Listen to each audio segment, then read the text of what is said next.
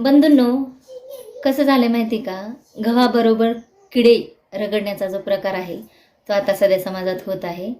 माझ्या समाजातील अशा अनेक बांधव आहेत की ज्यांना बाबासाहेबांची जाण आहे, बाबासाहेबांच्या संविधानाचं सन्मान करतात, बाबासाहेबांच्या विचारावर ते चालतात.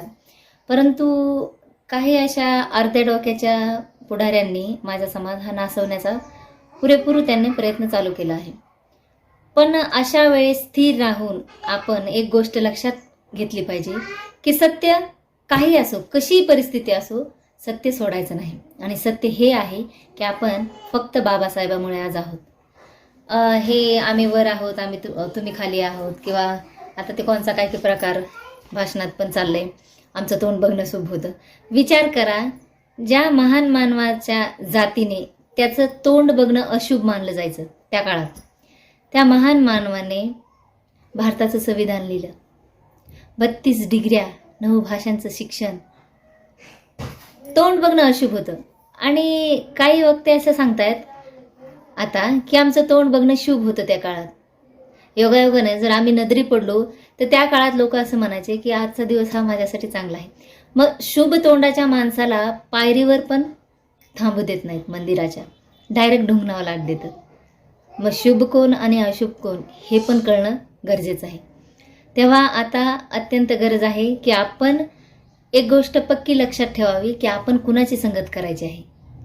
ते तोंड दाखवून जर तुम्ही पायरी शोधत असताल तर आजही तुमच्या ढुंगणावर लातच आहे. पण बाबासाहेब स्वीकारित असाल तर जीवन जगण्याला आणि स्वाभिमानाला कुणीही आडवं येणार नाही. त्याच्यामुळे आताच ठरवा बंधूंनो, समाजामध्ये विभागण्या होत आहेत. तुम्हाला काय करायचं आहे ते तुमच्या हातात आहे. पुढाऱ्यांना काय करायचं आहे आणि कसं लढायचं आहे, कशा उड्या मारायच्या ती मारू द्या. आपल्या मुलांबाळासाठी बाबासाहेब हेच एकमेव आपल्याला पर्याय आहेत.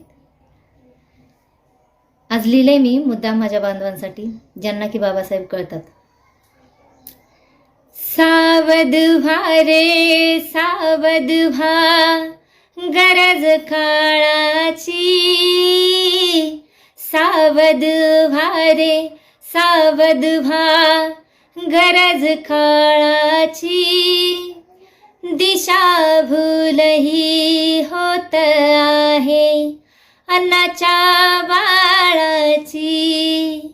दिशा भूल ही होत आहे अन्नाच्या बाळाची.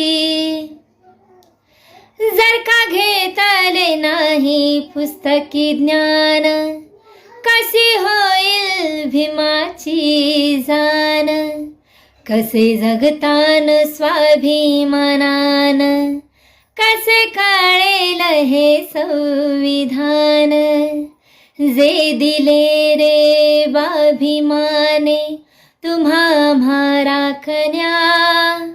सावध व्हा रे सावध व्हा, गरज काळाची. दिशा भूल ही होत आहे अन्नाच्या बाळाची. जय भीम. बंधूंनो, अन्याय अत्याचार ह्या गोष्टीत आता गुरफडून बसू नका. आपल्याला फक्त आणि फक्त बाबासाहेब गरजेचे आहेत आणि संविधान, जे की आपल्याला आता जतन करायचं आहे. मग तुम्हीच ठरवा तुम्हाला काय करायचं आहे. जय भीम.